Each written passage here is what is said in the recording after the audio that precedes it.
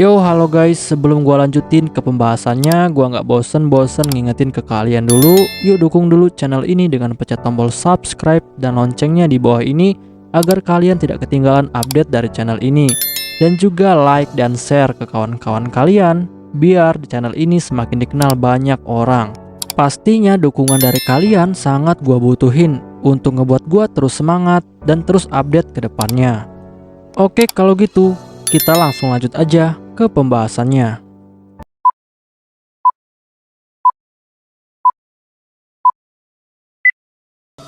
Yo, halo guys, di video gua kali ini gua bakal ngebahas light novel Isekai wa Smartphone Totomoni volume ke-7 chapter ke-15. Di chapter ini bakal dibahas tentang festival pertempuran lautan pohon bagian ketiga. Untuk kalian yang belum nonton chapter sebelumnya, silahkan ditonton terlebih dahulu. Hari kedua festival pertempuran lautan pohon. Semua suku yang telah berhasil maju ke babak kedua, akhirnya mereka telah bersiap untuk bertarung. Dan agenda hari ini terdiri dari 2 pertandingan. Dan yang akan lolos ke babak final nantinya hanyalah ada 8 suku saja dari 30 suku yang masih tersisa. Lalu di sini Toya pun berpikir bahwa untuk saat ini belum ada suku yang bisa menandingi kekuatan dari suku Rauli dengan dibantu oleh Lucia dan kawan-kawan. Lalu Toya pun bertanya kepada Pam, suku manakah yang terakhir kali memenangkan pertempuran di masa lalu? Dan Pam lalu menjawab. Pam bilang kepada Toya bahwa pemenang dari festival pertempuran tahun lalu adalah suku Panau. Tetapi sayangnya suku itu sudah lama menghilang. Dan di pertempuran kali ini, sebenarnya ada banyak pesaing yang sangat kuat. Tetapi sayangnya mereka masih belum cukup kuat untuk melawan tim Rauli. Karena sejauh ini, Lucia adalah orang paling lemah di antara lainnya, tetapi dia sangat cepat. Sedangkan untuk Pam, dia lebih kuat daripada Lucia. Tetapi Lindsay, Yae dan juga Hilde, mereka itu lebih kuat daripada Pam. Maka dengan ini, akhirnya tim suku Rauli saat ini sudah cukup kuat daripada tim suku yang lainnya. Lalu tidak lama setelah itu, akhirnya pertarungan tim Rauli pun akan segera dimulai. Dan yang bertarung pertama kali adalah Yae.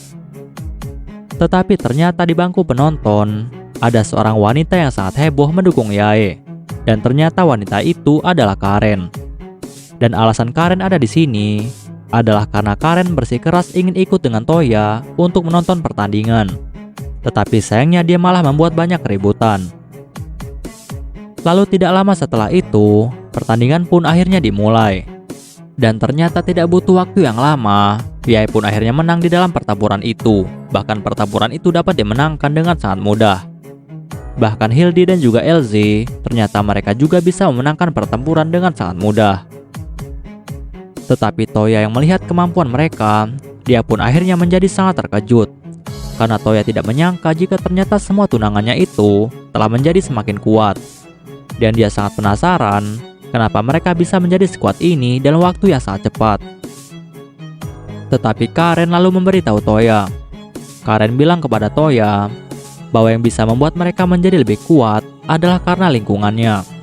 Karena mereka itu selalu berada di dekat Toya, sedangkan Toya memiliki kekuatan ilahi seperti dewa. Tetapi sayangnya kekuatan itu belum terbangun sepenuhnya dari dalam Toya. Dan bisa dibilang Toya saat ini adalah manusia setengah dewa.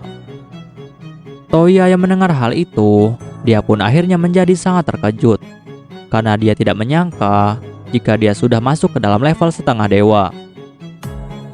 Tetapi Karen lalu menjelaskan lagi kepada Toya. Karen bilang bahwa semua tunangan Toya yang selalu bersama dengan Toya itu, tanpa Toya sadari mereka telah menerima berkat dewa dari Toya. Sehingga mereka bisa menjadi sangat kuat dalam waktu yang sangat cepat. Dan kemungkinan tanpa Toya sadari, dia telah membagikan berkat dewanya kepada siapapun yang telah dianggap sebagai keluarga. Karena berkat dewa dan juga kekuatannya bisa diturunkan kepada semua yang dianggap keluarga olehnya. Dan semua itu juga berlaku untuk para dewa dan juga para dewa yang rendah yang ada di bawahnya. Dan Toya yang mendengar hal itu, dia pun akhirnya mulai mengerti. Tetapi Karen lalu memberitahu Toya. Karen bilang bahwa semua tunangan Toya itu sepertinya tidak akan pernah menyadari jika mereka telah mendapatkan kekuatan ilahi dari Toya. Tetapi hal itu nantinya akan menjadikan mereka semua menjadi manusia terkuat yang pernah ada di dunia ini. Toya yang mendengar hal itu, dia pun menjadi sangat terkejut. Lalu Karen bilang kepada Toya bahwa berkat dari seorang dewa bukanlah hal sepele, karena hal itu bisa membuat orang menjadi sangat kuat. Tetapi itu hanya berlaku untuk orang-orang yang dianggap keluarga oleh Toya. Dan hal ini tidak akan berlaku untuk orang-orang yang tidak disukai atau dibenci oleh Toya. Dan Karen juga lalu memberitahu Toya bahwa sebenarnya semua tunangan Toya itu juga telah mendapatkan berkat dari dirinya sebagai seorang dewa cinta. Dan hal itulah yang membuat mereka memiliki perasaan cinta yang sangat besar kepada Toya. Dan sebenarnya dia telah menganggap Toya sebagai adik laki-lakinya, sehingga dia juga telah menganggap semua tunangan Toya sebagai keluarganya. Dan karena itulah kenapa mereka semua juga telah mendapatkan berkat ilahi miliknya sebagai seorang dewa cinta. Tetapi tiba-tiba Yumina pun langsung memanggil Toya untuk menunjukkan sesuatu. Dan saat Toya melihat ke arah yang ditunjukkan oleh Yumina, ternyata di sana sudah ada dua pria yang siap bertarung. Tetapi salah satu pria itu terlihat bukan berasal dari lautan pohon. Dan Toya curiga bahwa orang itu adalah orang luar yang datang untuk membantu suku lain. Bahkan saat orang itu bertarung, ternyata dia bisa mengalahkan semua musuhnya dengan sangat mudah. Dan itu menandakan jika pria itu sangatlah kuat. Tetapi tidak lama setelah itu, datang lagi seorang perwakilan dari suku itu yang terlihat seperti orang luar. Dan kali ini adalah seorang wanita. Tetapi wanita itu ternyata memiliki telinga runcing seperti pisau, pupilnya berwarna emas, dan juga ada banyak sisik di kulitnya yang berwarna coklat.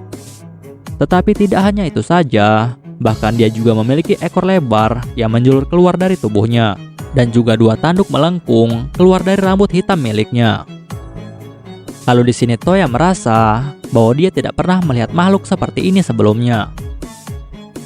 Tetapi Yumina lalu bilang kepada Toya bahwa sepertinya gadis itu berasal dari ras manusia naga yang biasanya hidup di kerajaan Mismide. Dan jumlah naga yang ada di sana sangatlah sedikit.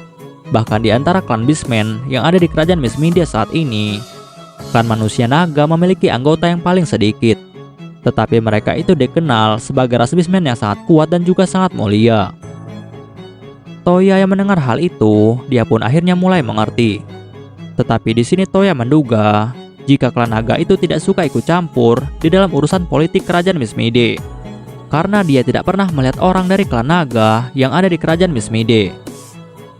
Dan Toya juga lalu melihat jika wanita dari klan manusia naga itu saat ini dia telah menggunakan sebuah sarung tangan. Dan sepertinya dia adalah tipe fighter seperti LZ. Dan saat pertandingan telah dimulai, dia pun langsung melangkah maju dengan sangat cepat, bahkan dalam hitungan detik. Dan dalam waktu yang sangat singkat, musuhnya pun langsung terpental karena serangannya. Bahkan Toya sendiri sangat terkejut karena hal ini. Dan dari sinilah Toya pun lalu berpikir bahwa babak selanjutnya pasti akan menjadi pertarungan yang sangat sengit dan sulit untuk dimenangkan. Dan setelah pertarungan selanjutnya dimulai, tiba-tiba saja Karen mengeluarkan suara yang sangat aneh saat dia melihat pertarungan yang sedang terjadi.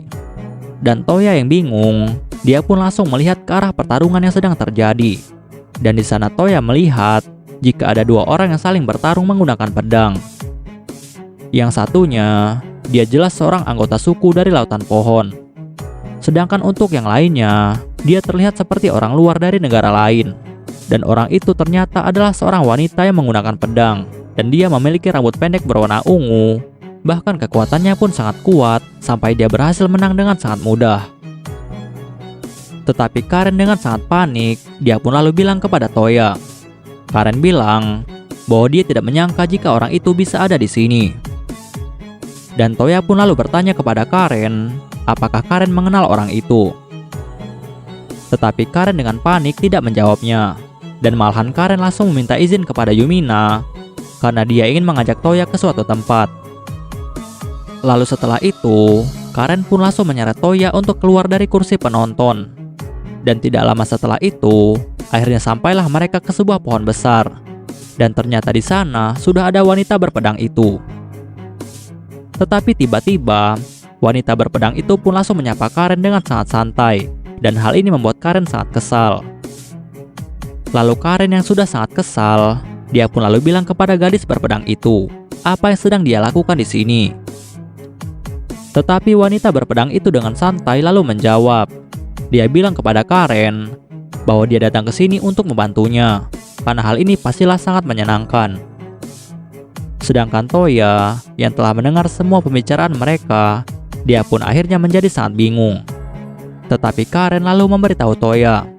Karen bilang kepada Toya bahwa wanita berpedang ini adalah seorang dewa seperti dirinya, dan dia ini adalah dewa pedang. Toya yang mendengar hal itu, dia pun menjadi sangat terkejut.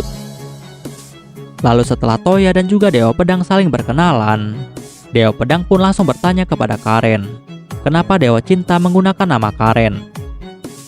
Dan Karen pun lalu menjawab bahwa nama Karen itu adalah identitasnya di dunia ini, dan dia juga adalah kakak perempuan dari Toya, yaitu Mochizuki Karen. Dewa pedang yang mendengar hal itu, dia pun akhirnya menjadi sangat tertarik.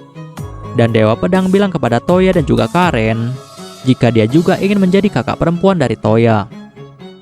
Tetapi Karen yang mendengar hal itu, dia pun langsung menentangnya. Dan Karen bilang kepada dewa pedang bahwa hanya dialah yang bisa menjadi kakak perempuan dari Toya.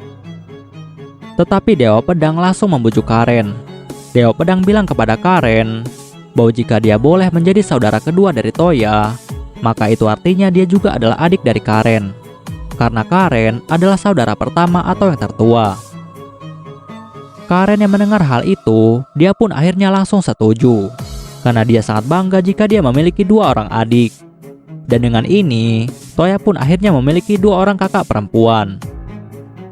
Oke guys, pembahasan di chapter kali ini selesai sampai di sini dulu, dan bakal dilanjut lagi di chapter selanjutnya.